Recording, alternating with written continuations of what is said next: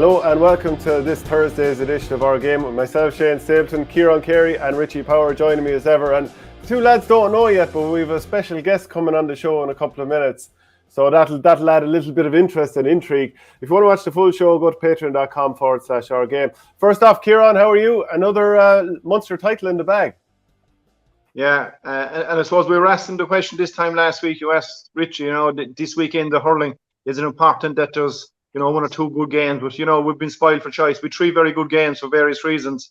And yeah, Limerick and Clare, it had everything really. It was very special, and it's some achievement to do a 4 in a row this particular group. And I suppose Richie, can you hear Kieran there? I can't actually hear him at the moment. Yeah, I can hear him all right, Shane. Yeah. Okay, seems my screen is frozen though. Oh, okay, you seem okay now. Kieran, can now we're back there, yeah. Yeah, we seem to be back. Sorry, technical difficulties. That's what happens when you go live. You risk it all. So a good weekend for Kilkenny as well, Richie.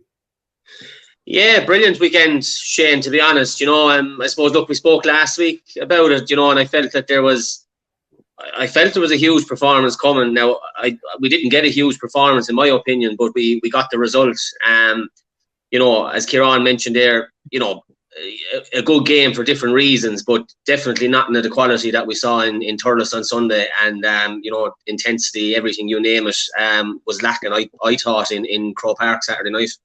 Yeah. So I suppose just the fallout from that Limerick win over Clare, Kieran. There's been a lot of talk about it. Coming into the game, the red cards that Limerick had got, the physicality, all that kind of stuff, and then the fallout after the game is the amount of coverage, of Clare going in over the top a couple of times. What did you make of both the game and the coverage afterwards? Well, the game, to be fair, I kind of sized up after about 5 minutes that it was going to be a special game because you could see with the intensity and the hits and I suppose the level of commitment from both sides, number one, and I suppose the tight marking. I suppose there was a small bit of old school in it. And, I've sitting back and I said, yeah, it's great to watch this type of hurling manifest in the field. And I suppose the referee needs to take great credit for that because he obviously made a tactical decision. Probably the best way of refereeing this, I suppose, isn't to be happy whistle. So, he did let a lot go. And, if he had to pull for every free, I don't think we would have saw the type of game that we did see. There's a lot of hype on a lot of the incidents. I wouldn't read a whole pile into them. I probably wonder comes to mind. My nephew showed it to me. I think he saw a Twitter and I think someone stood on a Limerick player's hand. Other than that, I wouldn't comment on any other one. I just thought that's a cheap thing to do, a cowardly thing to do, standing on someone's arm, especially when you do it designedly. Other than that, I thought the referee officiated it. I thought he refed it very, very well. Yeah, what did you think of it, Richie? Yeah, it looked exactly the same as Kieran. Shane, I believe some pundits, were quick to defend Limerick after all the criticism that they kind of got over the past couple of weeks and months. And suddenly then when I won't say there was a bit of a thrown back at Limerick, but suddenly he's on the defensive, on Clare. So I thought it was very unfair. I thought they took away from the spectacle, they took away from the game, they took away from the hurling, the hits, everything that we want to see in hurling. I believe that, the guys Sunday night or whoever was talking really took away from that and they kind of focused in on, the petty stuff, in my opinion. And it was disappointing, after having such a spectacle. Yeah, I suppose, if you're to flesh out what happened on Saturday or Sunday in the Sunday game, there was those clips of Clare and the Clare misdemeanours. Now, to be fair to Shane Dowling, he didn't really comment on them. So, there's a bit of focus been put on him this week. And I suppose the man I want to bring in to discuss this is Derek Considine of Clare, former Clare hurler and All-Ireland winner in 2013. Derek, I suppose you did a column in the Clare Echo afterwards that it was Shane Dowling in the Sunday game put together a package which tried to portray that Limerick are very harshly refereed. John Kiley came out with comments to the same effect. Either there's a genuine inability to see what they've gotten away with over the last few years, or this is an attempt to co-opt the media to serve Limerick's domineering style of play. So I suppose the column, and then, did Clare step over the mark in ways that Limerick had done so previously? Well, lads, how are you getting on? How's Kieran? Richie? How are you? Not so bad. That column was before the Munster final, Shane. That was after. Oh, was it? That was actually Game in Ennis, so you'll have to tune in again this week. Yeah, okay. Look, that was probably. I wouldn't like to get caught up too much in that. I'd agree very much with what Kieran and Richie have said there. The game was incredible. I thought it was, it was well ref. There was definitely a few flashpoints. Clare probably got away with, they did. They got away with a bit, and Limerick probably got away with a bit as well. But it made for a fantastic spectacle, and the two teams, put in an incredible performance. Clare needed to bring that aggression when playing Limerick. You have to be in their face all the time, and I suppose what really makes that so important, or what illustrates that so much, is Declan Hannon's point in the 71st minute. It was probably the first time in the game where he had, a second on the ball and he was able to throw it over the bar from 90 yards. So when you give them a chance, when you give them a little bit of time on the ball, they're so good. And there's 5 or 6 players who on that Limerick team who would be able to take that score. So, from a Clare point of view, you have to bring that aggression in when you're playing them. And, just in terms of the coverage afterwards, Derek, do you feel that it was unfair to put up those clips, or I did. I thought it was a little bit unfair. Again, I'd agree with the lads. I would say I'd have to say as well, I have good time for Shane Dowling as a pundit. I enjoy what he brings to it, and he's young and something a bit different. My only thing there would have been a bit of balance. Probably would have been more appropriate. Where I think it was Cummins actually was talking through the package, and he was saying, this was going on both sides, and then they show 3 incidents involving Clare, without showing any incident involving Limerick. So if you're going to do it, which I don't think they needed to do, but if you're going to do it, you have to show, incidents from both sides, because there was. And I didn't see the stamping incident that Kieran was talking about. I suppose, look, from a Clare point of view, the one with Rory Hayes was probably the standout one where, you couldn't have had major complaints if you got a card there. But the rest of the game, I thought was played, it was played really aggressively. Everyone was in each other's faces, all the time. And that's why if you're putting together a package like that, it would be very easy to take incidents from both sides, but they didn't do that. They focused on Clare. Yeah, and were there incidents in particular from Limerick that you think should have been included? And to be fair, Shane wasn't really highlighted today, Shane. I mean, nothing that I think, but I think, look, Peter Duggan was highlighted for a little dig, like a small little jab. And I mean, nearly every tackle in the game was more intense and more physical than that, So if you're looking at it at that minuscule level, you could pick out nearly every tackle from both teams and say, this is a more serious incident than that little jab. So I was frustrated, I suppose, for Peter. And even the second one, we spoke about it, where he was trying to break free from, I don't know, was it Casey or Finn, where, they were holding on, and he just, in my eyes, I wouldn't have seen that as a major incident either. Maybe I'm coming from a place of bias, but it sounds like the two lads are in agreement. Yeah. Do you want to take that point up, Richie? Especially as a forward over the years, you're being held, but you and this has been a hobby horse of mine this week, that you kind of need to let the other person know in hurling, as un-PC as it is, that ultimately there's a threat of violence if you keep holding on to me here. I wouldn't say a threat of violence, Shane. But I'd say kind of, you have to stick up for yourself. You have to be physical, and you have to stand your ground and, give as good as you get, in my opinion, when it comes to inter-county, when it comes to championship, and there is going to be off the ball stuff. There is going to be digging. There's going to be, whether there's going to be verbals as well. And if you show 1 inch, if you step back an inch or step back a centimetre, you're showing weakness, and it gives your opponent the advantage straight away. So in my opinion, Peter Duggan, I felt was in the right.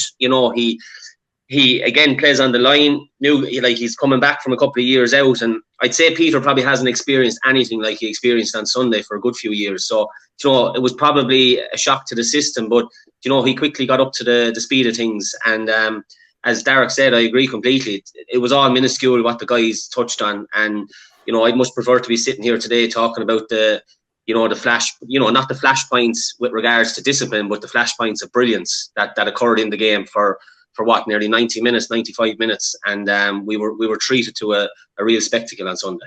Yeah. Kieran, do you want to take up the point?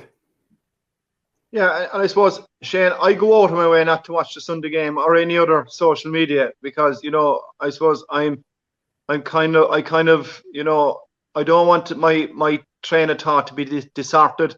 So whatever's on social media, not whatever's on the Sunday game, so be it. And I suppose I'll call it in the game live. You've a Munster final, you've 2 teams, there's a bit of rivalry there. And to be honest, nothing really stands out during the game that I would complain about. Okay, whatever was highlighted, was highlighted. And I suppose these people in these positions have to justify while they're there too. So come here. The game in itself was absolutely a cracking game. And credit goes to both teams, and huge credit goes to Brian Lohan with the squad that he has. And I suppose the improvement that he's after making to the players individually, the team and the squad overall, he played a huge part in that. Yeah. What did it mean to these Limerick players, and even yourself watching on, to complete a 4 in a row, Kieran? Yeah, I suppose it's new, first of all, Shane, and I suppose it's kind of Disneyland, really. We're not used to it, number one, but yet I had a feeling deep down that this team was capable of doing it. I believe they're not even finished yet, although obviously the gap is getting wider. And, everybody in Limerick that follows the game of hurling and the GA, they're at a massive high, huge high at the moment, and proper order, because they came out at the right result the weekend. And I suppose the big turning point, really, I suppose, both benches were emptied, and I think Limerick's bench probably had more of an impact than Clare bench. Other than that, Clare were nip and tuck all the way through the game.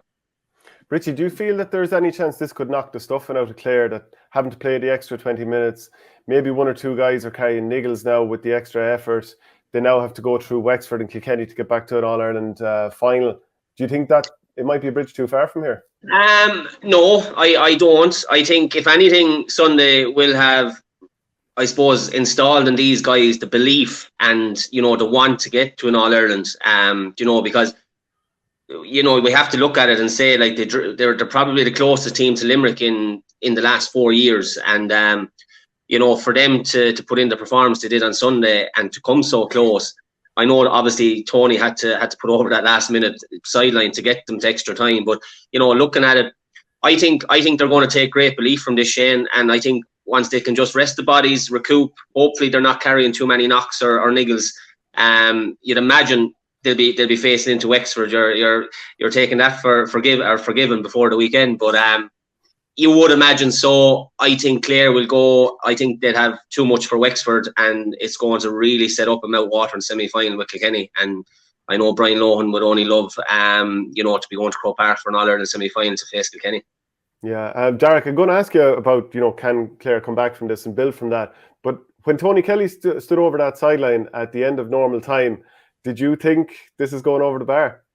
Honestly, I didn't, to be honest with you. I was actually sitting beside a lad from the Tipperary Star there, I think, and but he struck it, it went over, and I was almost in disbelief for 2 or 3 seconds. Your man had to turn to me and say, no, it did go over, and then all hell broke loose. I just went bananas, but it was a bridge too far after that in terms of, Kieran touched it there, the strength and of depth of Limerick's panel, the coming on, you kind of did feel going into extra time that Clare were going to be hard pressed, because they had just poured everything onto the field at that stage, and the athletes that Limerick were bringing on, like, they're so fit, they're so strong. Like Conor Boylan coming on at the start of a match would be a handful, not to mind when you've 60 minutes already put in behind you, and he's coming in fresh. So Limerick's strength and depth really did come to the fore there.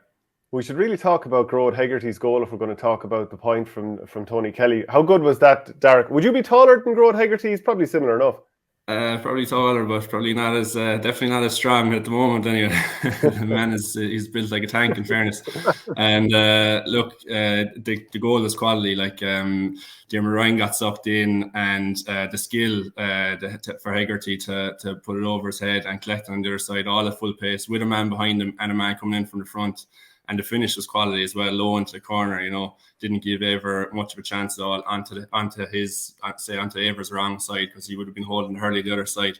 So it was a quality goal. But, himself and Dave McInerney, I thought they've had 2 savage battles now the last 2 days out. David is playing great stuff as well. And Hegarty's always going to be a handful. So, it was a great battle. And I suppose that goal was just a real piece of quality from Limerick and from Hegarty. 5 years ago, would you have seen this coming from Grode Hegarty, Kieran? Like, his form this year has been incredible, the last couple of years, really. No, I certainly wouldn't. And I can remember when I was involved with Limerick 21s, the last time I was involved, Gerard was on his last year of 21s. And, he was kicking a lot of football at the time, and I did everything in my power to bring him part of the squad. But he obviously went through the UL and came through the system after that. Would I have predicted that? Not a hope would I have predicted it. With the team in general, and even a lot of the personnel where the mighty men at minor level, I certainly wouldn't have predicted it. And I suppose timing is everything, Shane, right? Timing is everything. Paul Kinnerk got involved, John Kiley got involved together, you had the academy going together, the minors are pretty good, and the squad was together for about 4 or 5 years. You had Arscall Reach going well. So a lot was happening at the same time. Timing is everything, and it was just bang on timing for this particular squad. And and as I said earlier on, Shane, I don't think they're going on holidays or to Barbados yet. They'll be around for another few years. They certainly will. If you want to see the rest of the show, go to patreon.com/OurGame. But just before we go, I do want to say to people, keep an eye out for the bridge tournament in Bennett's Bridge. It's coming up on June the 18th. You're going to have Bennett's Bridge, Ballygunner, Kilmallock and Thurles Sarsfields all competing in it. It's a tenner to get in for a day pass. So I think it's like 20-minute games or something like that. So that should be a brilliant day's entertainment. But join us at patreon.com/OurGame for the rest of this show. See the full show at patreon.com/OurGame.